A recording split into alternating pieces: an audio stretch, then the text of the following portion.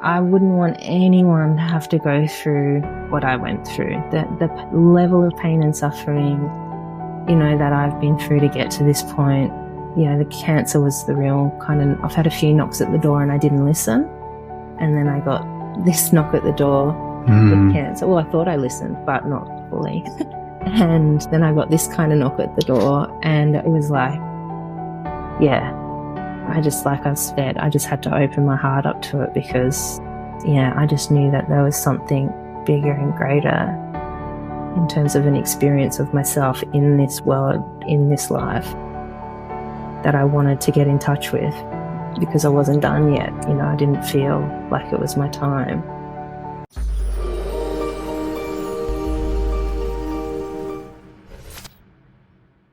Hello, beautiful souls. Welcome to my podcast. My beautiful guest today is Shay Kelly. I first got to know Shay when she attended our retreat. Do listen to my podcast on a regular basis. The one thing I like to do from time to time is bring in people that have experience in our work and also how it's impacted their lives in some way, which I think is very important because it takes all this mystical and different elements of this work that can feel so fractal sometimes and actually bring it into a practical application and see that it actually helps and supports people on their journey. Shay has been and continues to be on one hell of a journey. She's an incredible, brave soul, and I'm very proud to be able to bring you this podcast today where she shares from the heart so beautifully and authentically. No matter where you are in your life, whether you're vibrant, full of health, and you're just out there searching for more, or you have a health crisis yourself or some problem, there is so much to take from Shay's podcast today. So I certainly hope you enjoy it. And of course, if it does impact your life, please share it with a loved one or friend to help them, inspire them in some way too. Anyway, God, can you tell I'm ad-libbing all this? Links are below if you want to find out more about what we do, from free meditations to retreats to workshops, etc., etc. And of course, enjoy this with Shay. Drop me a comment. Let me know what you think. Really appreciate it. Much love. See you soon.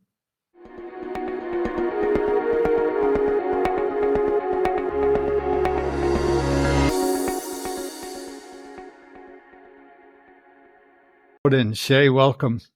Hi, Guy. And I now know that you've been working with us for about 12 months, not 18 after the first effort round. Yes. And I find it fascinating from how people perceive the work, because clearly there's been a lot of changes. You put in the practices, you put in the work daily. How are people from the outside looking in, seeing the changes within you? And do they ask you what's been going on? Because I sometimes think that people don't understand the work. And when you say you've been to a retreat, you've been involved in our online in a self-mastery program that we do. You're coming to Portugal. People might go, are you like part of a cult? What are you doing over there? But where it's, for us, it feels very normal and there's a deep understanding of the wisdom of the work. So there is a question in there. How has that been for you? Yeah, great question. I do. A couple of my really close friends make a big joke about how I've joined a cult and that I'm in training to become a cult leader, which we laugh about quite often. But I'm able to kind of have those conversations with that level of humor with these particular friends. They're very close. I consider them like my tribal family, I guess. And I can be quite candid and open with them about what I've been experiencing and the kind of journey that I've been on since connecting with Live in Flow. And some of them are really quite open to what's been happening for me. Others, they're a little bit shut off to the kind of bigger sort of super conscious mind experiences. That's a bit out there for them. But undeniably, they notice a change in me. Particularly those who have watched my journey closely over the last couple of years. And everybody's just really happy for me that I've found something that I can anchor into so firmly that it gives me a sense of self-empowerment back over some pretty tumultuous kind of situations that I've been faced in the last couple of years. So most of my friends kind of look on and with awe, and they go like, what are you doing? You know, they say, you look really well. You sound really well. You know, they can't believe how much I'm achieving physically and just the way I'm sort of approaching life now. So they notice those things, and yeah, they ask me about it. They say, what are you doing? And I'll tell anybody that listens, you know, like what I'm doing. And, it gets like that, doesn't it? Yeah. And there's actually been a few of my friends connect with Live in Flow and go along to one of the one-day workshops and some of the online programs. Yeah. They did, didn't they, in Ocean Shores, I believe? Yeah. And then a few other friends have connected on the online via the app and done the 4-week program. Others have done the 7-day meditation, and they're just like, wow, I get texts all the time saying, thanks for introducing me to this work. It's awesome. Amazing. Well, you're an incredible ambassador, because what I love about you, Shay, is that you just go about and you do the work. You know, our job as facilitators, I feel, is to be able to share, to be like guidance, a mentor, and share the wisdom that has impacted our lives, and be able to pass wisdom on for others. But unless we do something with that wisdom, nothing happens. Yeah. Like that, I think that's where the rubber meets the road. And it's like, if we embrace it and turn up for ourselves each day, just day by day, bit by bit, then the results begin to show up, which is really important. Yeah. The question I had for you then, with that is, let's go back before you heard of us. Were you aware that this work was around? Had you looked into it? Because obviously, maybe we should go into your story and where, you know, some of the challenges you've been through, because I'm wondering where the tipping point was for you to go, I need to lean into this, or I'm ready to lean into this. Yeah, 100%. I think like broad spectrum, I've always been connected to spirituality and energy. I think going back to childhood, that was sort of evident growing up with my mum, who was right into meditation and actually sent me off to a meditation course when I was about 18 or so. And cool, Mom. Yeah, she is very cool. And, you know, she had us doing things like drawing on the left side of the brain. I don't know if you've heard of that book, but that alongside our school homework, things like that. And, you know, she did things like we did like the liver cleansing diet and stuff like that when we were younger. And she also bought all of like Tony Robbins's tapes and things like that. So I would listen to them on and off. I had books like Wayne Dyer and Course in Miracles and things that I wouldn't read them cover to cover, but I'd read sections of them as a teenager and in my early 20s. And I just felt like aligned with that way of thinking. Although what I've come to realize is that everything, like I thought that I was sort of living my life from my heart and being open, and all the stuff that like I would read in these books and sort of experience, I guess the bigger concepts and the deeper stuff just felt like a metaphorical thing, you know? And I thought like, I don't know if that's achievable for me or if I need to be at that level, or maybe there's some untapped potential, but I'm not sure. And, I think I've always had sort of a deeper knowing that there's sort of something greater, but I haven't been, you know, I haven't been connected with religion or anything like that. I've been on a very much of my own journey with that. And I've always felt very connected to myself, or I thought I was. And then, and particularly nature. I've had some pretty sort of profound experiences in nature that, you know, have just helped me sort of know that, you know, there is something bigger than myself and there is a deeper intuition, and I can, you know, it's available to me if I tap into it. So I've kind of had that in the background a little bit. So it wasn't completely foreign to me. But certainly when I came to the retreat, I had I signed straight up to a 5-day retreat. I had not been to a 1-day workshop. I had not been online to look at your free 7-day meditation. I considered going to a 3-day one, but I knew that I needed something more. So I just stepped straight in the deep end. How did you hear about Live in Flow? And where were you at with yourself, your health and everything at that time as well? Because I think we should explore that for sure. Cool. I heard about Live in Flow via a sponsored ad on Facebook. Wow. Yeah.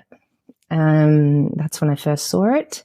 And at the time, I was recovering from, I think, about my 3rd or 4th round of chemotherapy for a very serious diagnosis of cancer. And I had just come out. I'd spent 5 days in hospital with temperatures of 39.9 degrees for multiple days and about 3 days in a row. And it was very scary time. And my oncologist, once the sort of fever broke and I was a bit more conscious and able to kind of take some stuff in, my oncologist at the time was saying that he wasn't sure at that stage whether cancer or chemo was killing me. And I had no immune system, had no read in blood work of any neutrophils or white blood cells. I had some kind of virus. They're really not sure what it was. And we needed to have a break from the chemotherapy. So I was pretty much on bed rest and came across the Live in Flow. How long had you been taking chemotherapy? And he said he wasn't sure if it was the cancer or the chemo that was killing you by that point. Yeah. I had been on chemotherapy. I started on International Women's Day, the 8th of March, 2021. And I was having chemotherapy every 3 weeks. And I ended up in hospital after my 3rd cycle. And that was in early May 2021. So I'd been on chemo for almost 2 months, that stage. Wow. And when did you come to the retreat? August of the following year. August 2022. Right. Yeah.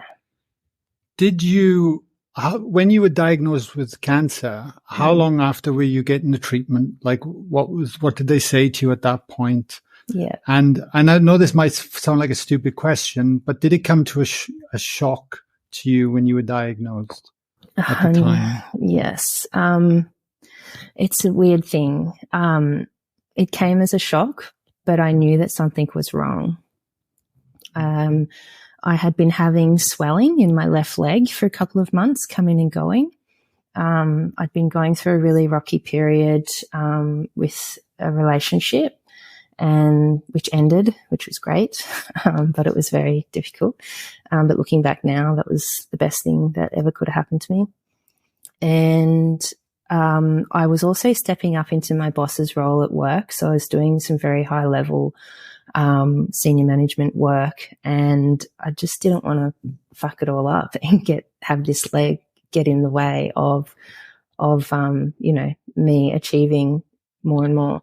And anyway, I finally went to the doctor about it, and she sent me off for some blood tests. And the very next day, that was a Thursday, the very next day she rang me at about 4:30 in the afternoon, and I'd been working from home, and I was just driving down to Evans Head to take my dog for a walk on the beach, and I was about 10 minutes away from arriving, and the doctor called and said, there's some inflammation markers that are quite high in your blood work, and I've organised a CT scan at Lismore Base Hospital, and I need you to get up there now and do that. And I said, yeah, cool, no worries. I'm just about to take my dog for a walk on the beach. Can I do that? And she said, are you by yourself? And I said, yes. And she said, no, absolutely not. We're very concerned that you've got a blood clot and you need to get to hospital immediately. So I was like, oh, okay. So I turned around, took my dog home, got up to the hospital, and they grabbed me from the waiting room, put me straight into a CT, and then kept me in a room in the emergency for about 5 hours. Eventually I went for a little walk to find the doctor and said, I'm pretty hungry. Can I have a sandwich and what's going on? And so that was about 11 o'clock at night. And it was right at the time where I think we'd been going through almost a year of COVID and you had to wear masks in hospital. So the doctor came in and we're all wearing masks, and I could just see in his eyes that something was wrong. And I just said to him, just tell me, just, it's okay. And he said he was struggling to get the words out. And he said we could take our masks off because he just needed to connect with me more. And that was just such a barrier. And he was struggling to say it. And I just said, it's cancer, isn't it? And then he said, we don't know, but you have enlarged lymph glands floating around in places where they shouldn't be, and throughout my abdomen. And it's either going to be some kind of crazy autoimmune disorder or cancer. It's going to be one of those two, but we don't know yet. We need to biopsy those lymph nodes to really find out. So that was at like nearly midnight on a Friday night, and they wanted to admit me, and I said I wanted to go home.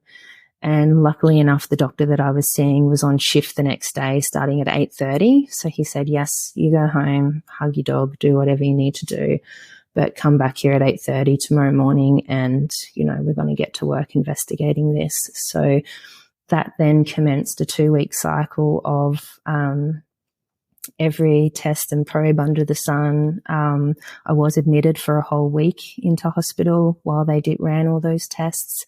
They did eventually biopsy the lymph nodes, and on the 3rd of February 2021, the generalist specialist that I was under once I was admitted came into my room on his own without his entourage of people, so I knew he had sort of bad news that he was coming in by himself.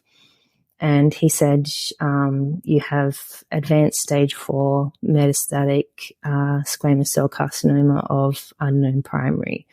We don't know where your original tumour is, and we need to find it because, you've got months. This is very, very serious. And, they give you months? Yeah, we don't know how long you have. At that stage, it was like you won't be making Christmas. That's pretty much how they put it. And they kept me in hospital for a few more days. I had scans where they put cameras down everywhere, and they were coming up not able to find anything. They went back through all my health records via my GP, and eventually they let me go home, but then they treated me like an outpatient, and every second day I had to come back for a new procedure. My left kidney was not operating at its optimal level, so I had to have a special test to see that capacity, the capacity of that kidney, and it was running at about 35%. And then I was in for a surgery to put a stent in to help that kidney out. And it all just took off from there. Eventually, when I got into the oncologist, which was about the 17th of February, he sent me off for one more investigative surgery. They were thinking at that stage that the cancer had started on my ureter, which is the tube that connects your kidney to your bladder. There was some evidence of some activity there, and this surgery didn't find conclusive enough information for the original tumour site, and the PET scan came up with no original tumour site. But what the PET scan did show was that the cancer had spread throughout all my lymph nodes and the lymph superhighway, which is the kind of vein-like system that the lymph fluid travels along. So my entire body was lit up green like a Christmas tree. And there was also this a lot of shady kind of activity in and around the abdomen area, that sac that I forget the name of, that pretty much holds all our organs in place. There was lots of shady stuff in all through there. And then, so it was pretty much, I didn't have much time between then and having to start treatment in terms of answering your earlier question. So I started treatment on the 8th of March, which is like a month after I got my official diagnosis. And there was all kinds of things, like the oncologist gave me my actual prognosis, which was, I wouldn't make my birthday or Christmas that year. So without chemotherapy, my chemotherapy was palliative. So it was designed only to extend my life, and, try and keep the cancer under control. It wasn't a curative approach. I was inoperable, incurable, all these like really big confronting words. And with chemo alone, my best chances were 2 years at best, which was his sort of exact words. Yeah. Wow. Yeah. So were you actively looking for something else, and that's how you found Live in Flow, or were you scrolling through Facebook one day and found us?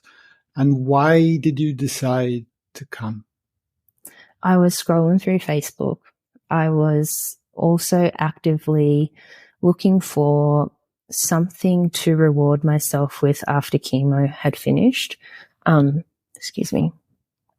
I thought I knew how serious that trip to hospital was when I got unwell halfway through treatment and how touch and go things were. So I thought, if I survive this insane chemo regime, I want to treat myself to some kind of retreat. But I want something more than just good food, massages, and a day spa. You won't get that with us. You get the good food, but you won't get massages and a day spa too much. Yeah, no.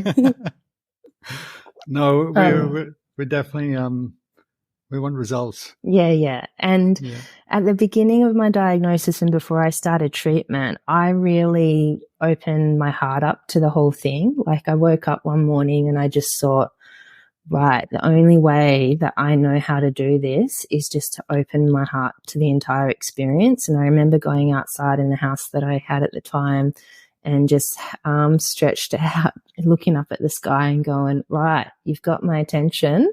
Like, if there's a different way, if I need to be doing things differently, like, show me.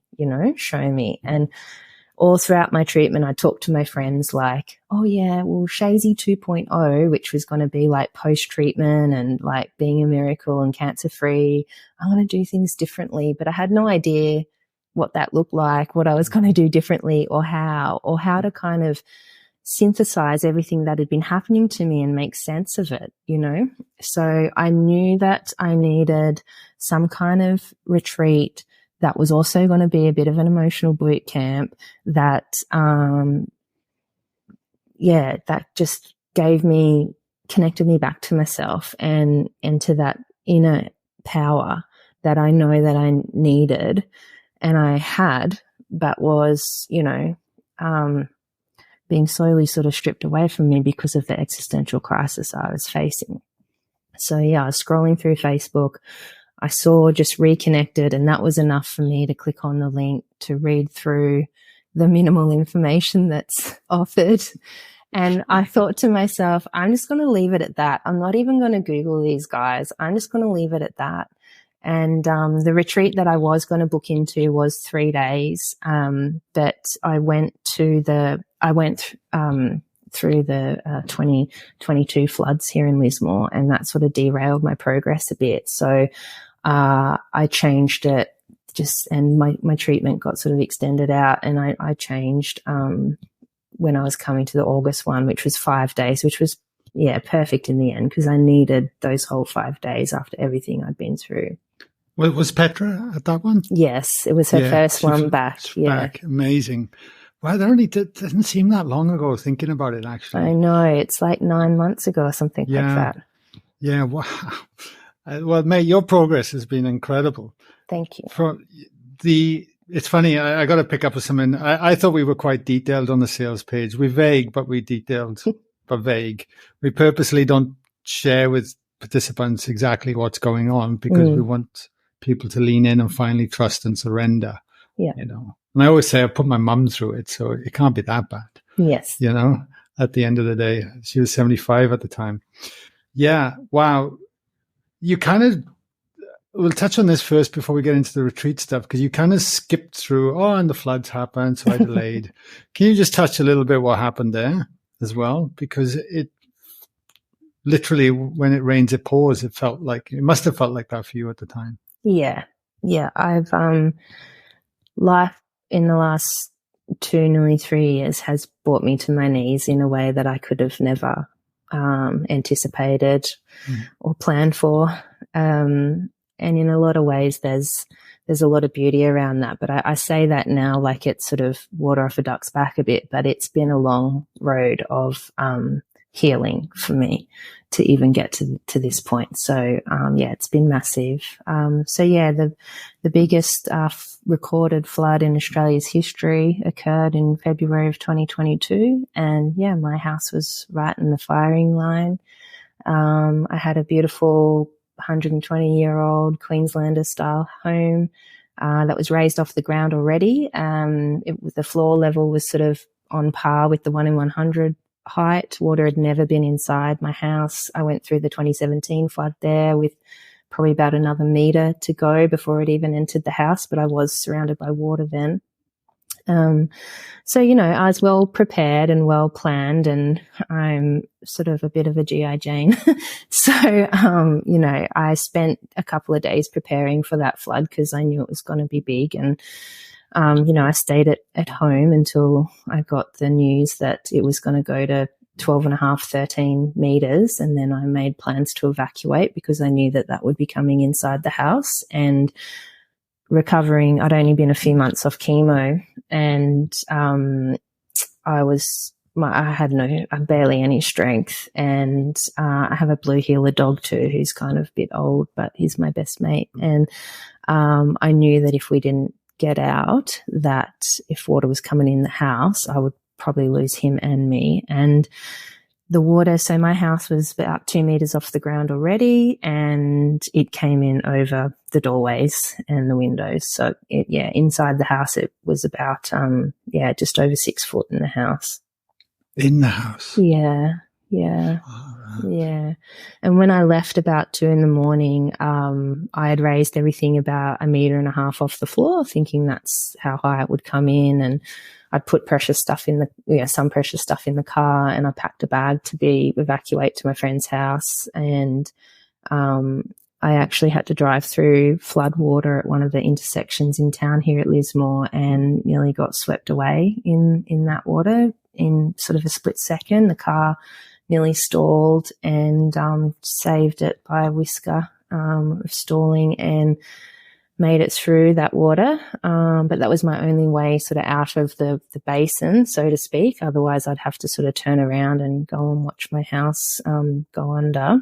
And some neighbours of mine sent me footage of the following day, and my roof was sort of sticking up out of, water was here, and the pitch of the roof was sort of sticking out there. So utterly heartbreaking, mate. But cancer really prepared me well for letting go. I'd done so much surrendering and so much letting go in the months leading up to that, that the fact that I was safe and my blue heeler was safe, but I was rattled. I was very stressed. My nervous system has been to hell and back in the last couple of years, and that, really shook me again to my core. But yeah. Yeah, no, I don't doubt it. Now there's something else you haven't mentioned, which I want to raise. Only that, because I remember, I think it was Stacey who works for us, who helps us, reached out and said, there's a lady that wants to come to retreat, but needs to use a lymphatic pump twice a day. And she's concerned that if you're in the processes or whatever, or how it would work. I mean, like, yeah, absolutely, get her in there. Let's figure out how we can make it happen. Yeah. So if I'm not mistaken, your leg would swell to the point where you would have to use a pump twice a day to reduce swelling. Yes. That was the side effects of the chemo. Both the chemo and the cancer. So it's a cancer-related injury, further injured by the high levels of chemotherapy. So I was on 2 different types of chemo, and I received 2 years of chemo in a 6-month period.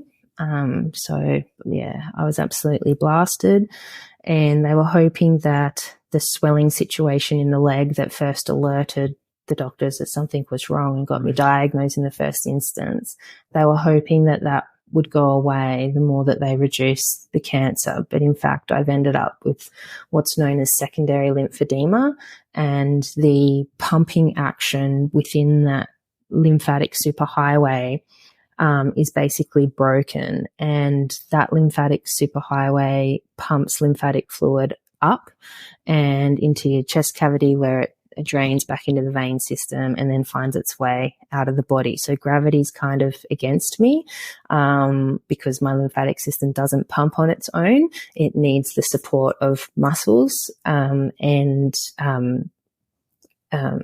customized compression garments.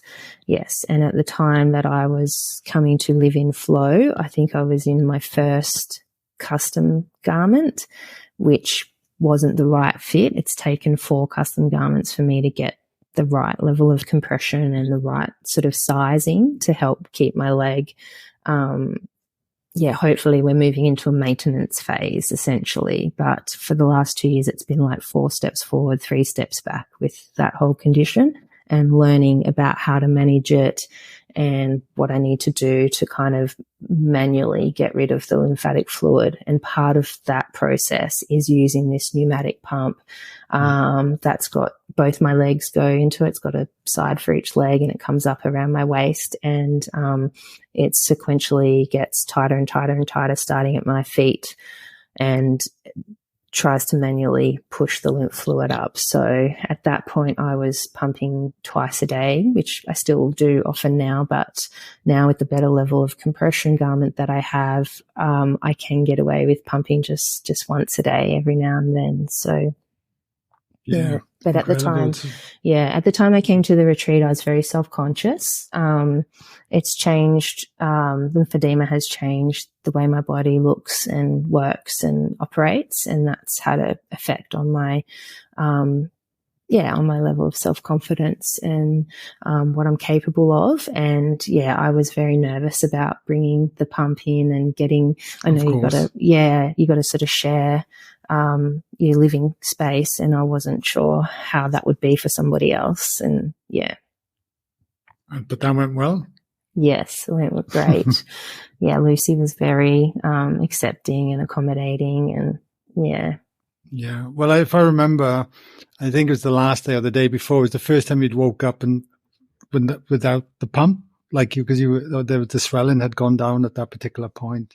I had a really profound experiences in the processes there at the retreat. And I noticed, and that was my first introduction to that sort of energy medicine work can help this condition. And that's probably, been one of my motivating factors for continuing on with the work. Also the self-development side of things, the personal growth side of things as well has been a bonus. But really I'm trying to cure lymphedema, which they've told me is impossible to cure, only gets worse. And what I experienced there on the retreat was a significant reduction in the size and circumference of my leg. And in fact, I was measured by my OT about a week, 10 days after the retreat, and I'd lost about 11.7 centimeters off my entire leg, at all the different measuring points that she took. So since I'd seen her before I'd gone in, so I thought that was like pretty 12 centimeters. That's a lot of fluid. And I did notice during the retreat that I was starting to go to the toilet a lot more. So that's how I learned that lymphatic fluid finds any which way it can to try and get out of your system if it can't use its normal channel. And what actually makes the limb swell, a lot of people who've had breast cancer get lymphedema in their arm, or if they've had cancer where there's been lymph nodes removed, they can get lymphedema that way. But I never had any surgery, so it was the cancer itself and the treatment that broke my lymphatics. But what makes the limb enlarge is that the lymphatic system tries to use the capillaries to escape the body, which are even smaller than the lymph superhighway. And so you got this really thick protein-rich fluid trying to make its way through what they call the back roads, which is the skin capillaries. It gets into the skin, it interacts chemically with the skin and turns into fat. And so that's what kind of it's fluid that sits in the skin, unable to escape, and that changes its composition. So yeah, a lot goes into managing it. And I had some pretty remarkable experiences on the retreat. I woke up on the last morning, I could see my kneecap. My leg looked more normal than it had ever looked since first being diagnosed. And I was just so blown away at the capacity of energy medicine to help me in this way. It's nuts, isn't it? Because once you have an experience like that, nobody can take that away from you, and it allows you to ask the question, well, what else is possible? If I've just experienced that, by coming together with a group of strangers for 5 days and working on ourselves, because we're a big believer of the power that creates the body can heal the body. Like at the end of the day, but it's allowing ourselves, I see it as getting out of our own way to a degree to allow what truly wants to reorganize itself, because the body has that innate intelligence within us. Yeah. And it's like, how do we encourage that innate intelligence to recreate the homeostasis or the health that is our natural state? Yeah, 100%. Energy medicine we speak about because do you share or talk about that experience? Because how would you share it with someone listening to this that maybe hasn't even been to our retreat? Because I'll touch on it a little bit and explain, but we hold group coherent pods or circles or whatever you want to call them, where we actually been spending 3 nights, 2 nights, 4 nights preparing ourselves to get to the point where we can actually use energy. And it's very tangible, right?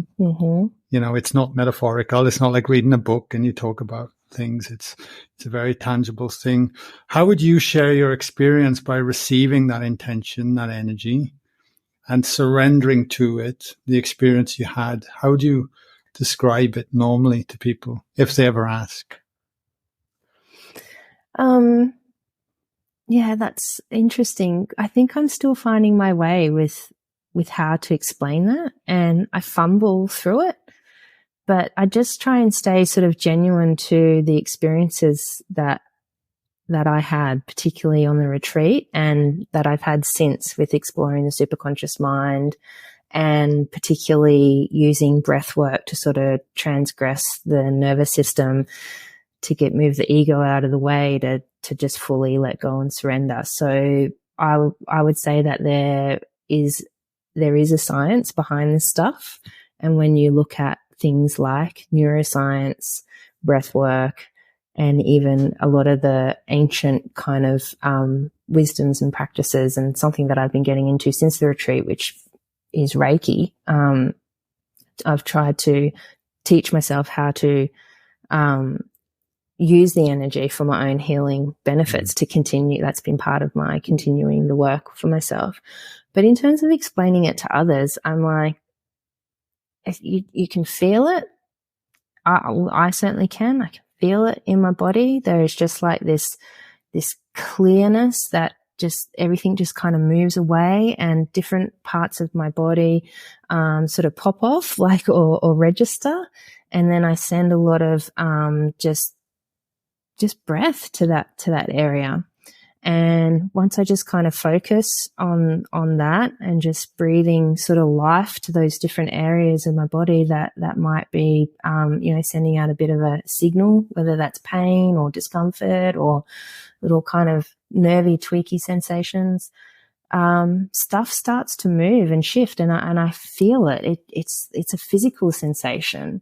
And then I've witnessed enough now with the size of my leg being impacted after an experience of an energy medicine session, whether that's like a sound healing session that Matt does, or whether it's a Reiki session with my Reiki master, no matter what sort of it is, I have been taking photographs and tracking the progress of my legs sort of before and after. And after the retreat, I started a social media page called Lymphomaniac. And I put stuff up there, like my legs are all over the internet now, thanks to that page, which has been very confronting for me, but also healing in itself. And I have been saying things like hashtag energy medicine works on photographs of my leg of like before and after. At the beginning of this year, I spent 5 days going to the Spirit Festival in Bangalore here, and I did every sound healing breathwork hypnotherapy session I could there for 5 days. And it was like being back at the retreat, where it's just like a psychological and emotional and spiritual boot camp. And I had big shifts in my leg once again. And it's not to say that I'm healed and it's fixed. It comes back, it fluctuates, it comes and goes.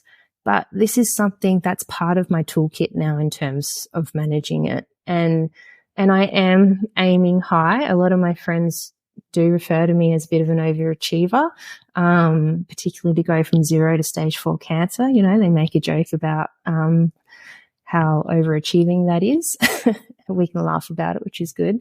But it is on my list of goals to send this lymphedema into remission and to fix my lymphatic system with my superconscious mind. And I wake up every morning and I check to see if it's fixed. And sometimes that has gotten me down, but more recently I've been working on letting go of the outcome, like setting the intentions there, doing the work, doing what I know works with meditation, breathing, plus also my physical stuff that I have to do to look after my leg well, and then just letting go of any attachment to whatever the outcome is at all. I really believe we have to love ourselves unconditionally and all those parts and all that. And I would get a lot of back pain just through physical trauma from younger. And there's times I find myself getting frustrated, and that frustration then feeds a response within my body that is not supporting my healing. Yes, definitely. Or long-term, so we have to go, and that's where the practices come in so strongly and powerfully, is that if we allow ourselves to get beyond the emotion, we practice becoming the awareness, becoming the observer, becoming the witness to what is, and be able to hold a space of compassion and love, because our body is just wanting to communicate with us and let us know something isn't right here. Let's work on it to reveal itself so we can, and there's so much wisdom if we get out of our own way, but it's so hard when we're in challenges, pain, difficulty. We can either feed the beast or we can starve it and then give it a very different signal. Definitely. Where is your cancer at right now? Like, you've been monitoring it? Yeah. It's probably worth mentioning before I say that is when I was diagnosed and given all my treatment options, they put on the table this offer of a drug called immunotherapy. And because they couldn't find my original primary site, getting access to the immunotherapy via the pharmaceutical benefits scheme and Medicare was off the table. So they said, look, this is your best chance at surviving longer than 2 years, but it's going to cost you between $60,000 and $75,000. And at the time when I got that news, it was also straight after I got my prognosis. I kind of just, vacated. And very gratefully, I had one of my bestest friends in the room with me at the oncologist there. And they said, what would immunotherapy do for Shay? And the oncologist said, it could be the difference of 5 years, and potentially more. But sort of once you get to 5 years, they sort of, from a stage 4, they sort of go, anything beyond that's bloody great, because, you weren't even meant to last out the year. So I didn't even think how the hell I didn't have that money on hand. I couldn't even think practically of how to get it at the time. And in the days following that, my friends got together and put a crowdfunding thing together for me. I was going to draw down on my super or borrow extra money against my mortgage. I was thinking practically that way how to do it. And all my friends said, no, we want to help. So let's just put this together and see what happens. Even if we can get half of it or a third, it will help, because everybody wants to help you, Shay. And so I got brave and I said, okay, because that also meant putting my story out there, and publicly. And in 4 days, I raised $60,000. Yeah. And that process in and of itself is the greatest lesson and display of how loved and appreciated and valued I am. And I've realized I'd grown up my whole life feeling completely unlovable and unworthy. And now I know that I'm not. And if ever I am, I read the list of all my investors. There's 306 of them, and they all left little comments and notes for me. So whenever I'm feeling down, I read that list. And particularly on my hardest days through treatment, I would read the comments and I would keep fighting for all my investors. So I'm so grateful to have had that experience. It's been incredible. Wow. So in terms of where my cancer is at now, the official terminology is that I'm stable and under control. You can't really go from a stage 4 diagnosis to no cancer or remission. They're pretty reluctant to use those terms. Even if they don't find it. So, well, within a particular time frame. So, and it's different for everyone. So because my cancer was spread so far through my lymphatic system, the fact that it wasn't in my bones or other organs was a miracle in itself. And that's what they were trying to essentially do with the chemo, was to stop it spreading. So I've had 3 PET scans since finishing chemo. Technically, they have come back clear, but they're clear with a caveat. There is still some of that shady stuff that I was talking about that's kind of in that area that houses all of our organs in the abdomen. There's still some blobs of shady stuff there. My most recent PET scan, the one before that, I had sort of a big croissant shape looking shady spot up between my spleen and my diaphragm, and that's now just like 3 sort of blobs. So my oncologist has to treat, even though that stuff hasn't got enough cellular activity firing off for it to pop off green on the PET scan, they have to treat it as if it's disease because it's having a response to treatment.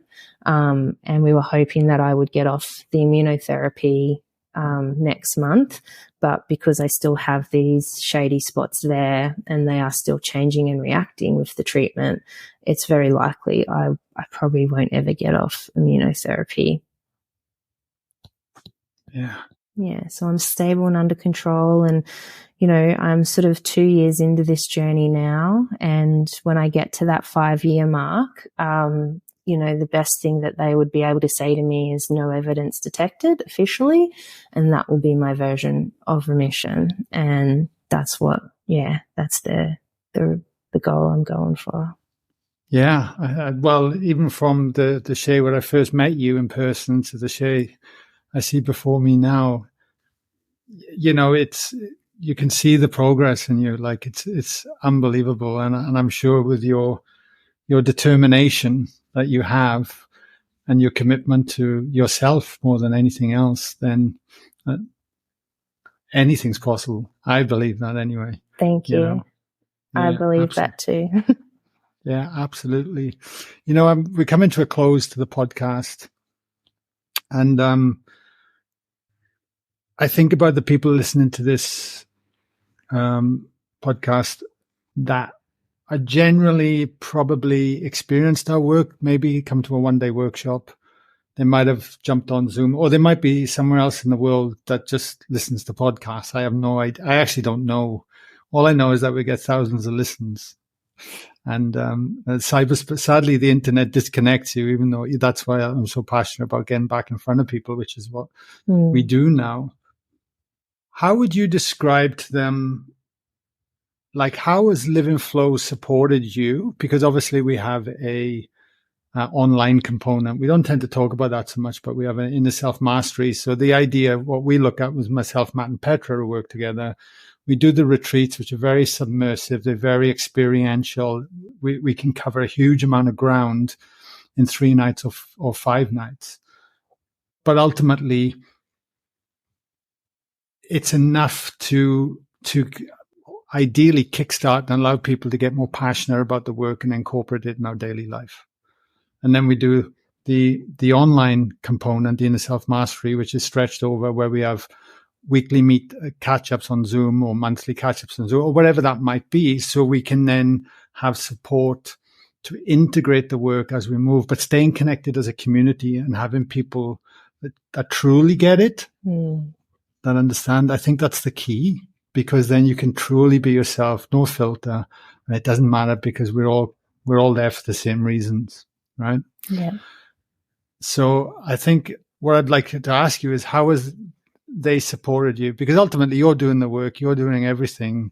We're here just as guides and mentors and to be able to lean on when needed. Yeah, that's my question. Okay. I think for me, the Live in Flow stuff has supported me. I can't fully put into words just the full impact of it, but it's been totally, like, this is cliche, but it's totally been life-changing for me. And like I was saying earlier in the podcast, it's given me power back. I've been sort of subjecting my body and my life to these medical professionals and people that, can say, you do this and that'll work, and do that and this will work, and blah, blah, blah. And I sort of played that game for a while, and this work and Live in Flow has just enabled me to get back in touch with who I really am and what I really want, and the direction that, I want to take now with my life. And it's given me the confidence to not go back, to step back into life as I knew it before I got diagnosed and just kind of carry on, because experiences that I've had with the growth that I've been doing with you guys has given me enough to know that if I step back into that, I'm just going to perpetuate the same cycles and the same programming and the same responses. And so it gives me courage and the bravery to step more into the unknown. It makes me excited about the unknown. As you mentioned, it provides a safe community where you can sort of share the big experiences that you're having in your superconscious mind, and no one's going to sit there and go, oh, that's a bit woo-woo, or, they're going to go, wow, amazing, tell me more. And because, they're having sort of similar experiences. And it's just giving me, like, I've been in a lot of talk therapy at different times throughout my life for other reasons, but particularly when I got diagnosed, you had to get teed up with a psychologist and stuff. And I still talk to that psychologist to this day. But the stuff with Live in Flow gives me the tools to help me help myself. And I feel more empowered with that. I don't feel like I'm sort of at the whim of a system or a drug or the doctors or the people who think that they know better. It helps me to know better for me and advocate for myself in ways that, I haven't before in my life. So, yeah. Yeah, incredible. Thank you for sharing. It's a joy. Like, I just get so filled up with, like, hearing stories of yourself and knowing I played a very small part in contributing to that in some way, and from being that guy that was scared to talk about this work and step out and worried about my old conditioning and my old beliefs, to then finally selling my company and having the courage to lean out and just go, you know what, fuck it, I don't care anymore, and it's too big, so to hear people like yourself sharing that is just amazing. It really, selfishly as well, it warms me a lot, Shay. Yeah. You've helped me more than you know, Guy. There's a few more things that I could tell you. You all helped me more than you know. Yeah. No, thank you. I want to close a loop because you've mentioned it a couple of times and I can just feel people asking, how would you describe the superconscious mind? Oh, the superconscious mind is so free and beautiful and just, the land of bliss. But it's a state that where we can get to, correct? Yeah, 100%. We're already there. Yeah, it's something that, I feel just intuitively for me that already exists in me, and it's more than this meat skin that I get around in. It's more than the thoughts in my head. I feel like it's my true, authentic vibe. I feel like the access point to the superconscious mind is through the activated breathing, or particularly for me because I have a very overactive mind and inner critic. So I really sort of need those tools of the breathing techniques to relax myself enough to slip into that state. So I love it there.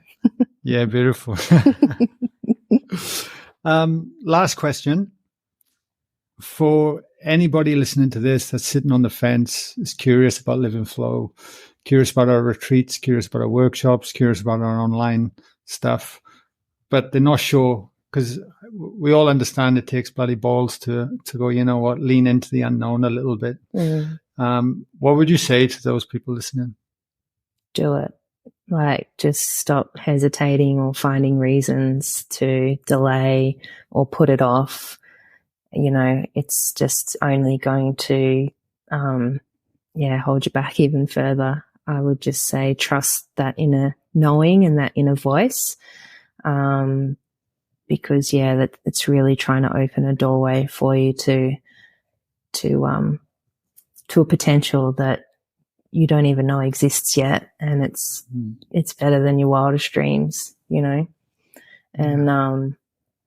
And what's the harm in trying? Like, you're not going to lose anything, even if you just take a little bit away with you and just give yourself that time out, particularly with the retreats, and be so immersive. Give yourself that opportunity and then just see what happens with your life after that, you know. You don't have to keep doing the work like I do. It can manifest and play out in different ways for different people. But, you know, nothing changes if nothing changes. That's a motto that I stick to pretty tightly. Yeah. And I think the interesting thing is about human behavior, especially when from the outside looking in upon this work, and I've heard this many times, is that people think we actually have to wait till we're in a great lot of pain, or a flood has to come, or we have to be diagnosed with chronic disease or a problem. And it's like, no. Yeah. No matter where you are on the journey, this work will benefit you. There's 100%. Always growth to be hard.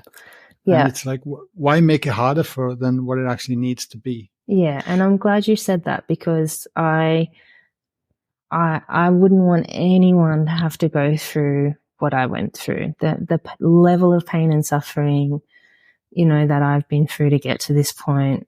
You know, the cancer was the real kind of, I've had a few knocks at the door and I didn't listen. And then I got this knock at the door with cancer. Well, I thought I listened, but not fully.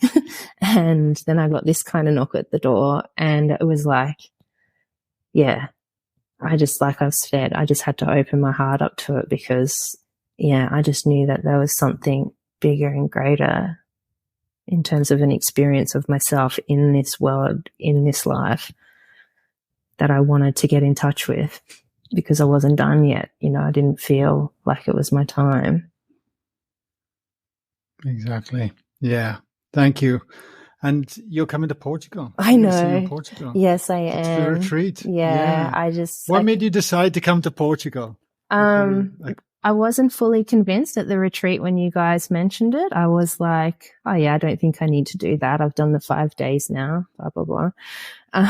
But the more that I kept diving into this work after the retreat, the more that I just knew I needed to do more of it. And I'm in a position now where I've chosen not to go back to work and just fully dedicate the next couple of years to healing on so many levels that it just felt like a hell yeah. And I needed to just follow that. And it's also a challenge for me. I haven't taken myself with a lymphedema condition, traveling 35 hours across the other side of the world. So part of me wants to do this just to break those barriers and put my leg to the test in traveling, and also being able to travel again. And it's one of the things I really loved before getting sick and before COVID and all that. So it's a great opportunity that I just couldn't pass up.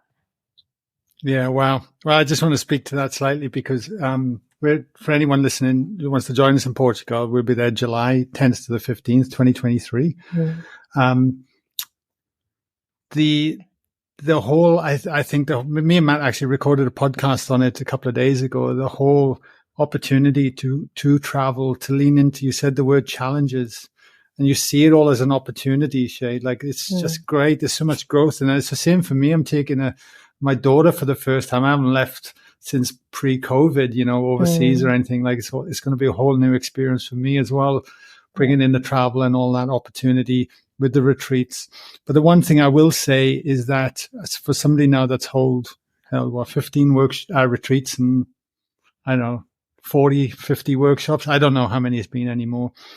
But when somebody returns, you meet it with a different self. You're coming in at from a different vantage point. And it's a completely different experience.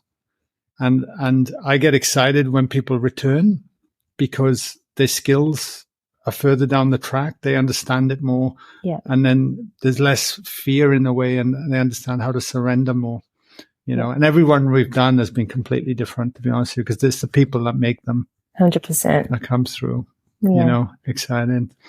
Shay, is there any links that you want to share with people, or anything can they come and I don't know. Yeah, I could share my Lymphomaniac page. I'm not, I'm not the world's greatest social influencer or lymphluencer, as I like to say. But, I'm finding my feet with it. And there's actually, by starting the page, there has actually been some women get in touch with me who have not been doing any physical exercise in the last couple of years because of their lymphedema. And they have now started doing things like daily walking again. And I'm like, wow, I've actually inspired that. And that just, blows my mind. So the more that I can help somebody else with either the cancer, the lymphedema, or going through big, massive life changes through what I'm sharing and my story, then that really fills my cup 100%. Amazing. The ripple effect continues, huh? Yeah. It's so cool. Well, Shay, thank you so much for coming on the podcast today. I know it's like another stepping into the unknown, if you haven't been on one before, but mate, you're going to support and inspire a lot of people from this conversation today. So I really appreciate it and appreciate you and everything you're doing. You're an inspiration. Thank you so much. Thank you so much for having me. You're welcome. Thank you. See ya.